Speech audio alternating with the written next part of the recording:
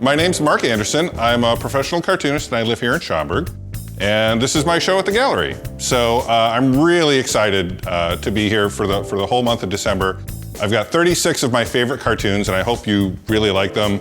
I like them, so come and enjoy, and I hope you get a laugh. I always like to draw and I always like to tell jokes. When I was little, I used to follow my mom around with this joke book. It was like the size of a phone book. And she was so patient with me, and I'd follow her around and I would tell her these awful jokes all day long.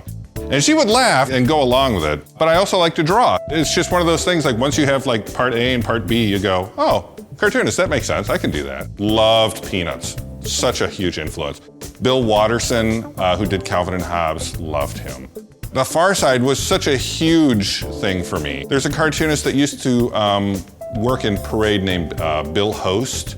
Loved his cartoons. He also did the Lockhorns, but he was a gag cartoonist like I am, and that was my first exposure to that single panel cartoon that I really enjoyed.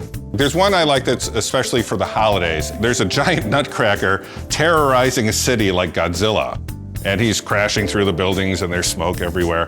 There's two like army guys sort of in the foreground that you can see, and one of them's surveying the scene. He says, I hate the holidays. Cartoons are a nice way to like get those ideas and vent some of that stuff. Sometimes it's kind of therapy for yourself. The hardest cartoons for me to do are the ones where there's no caption at all or like no writing. So if it's just a purely visual cartoon, those are the trickiest for me to do. So there's the Russian nesting dolls, and one of them is using the top nesting doll as an umbrella, and there's rain coming down. The one on top is mad, and the one in the middle is very pleased. But just the fact that it's a pure visual joke, that one kind of has a special place for me.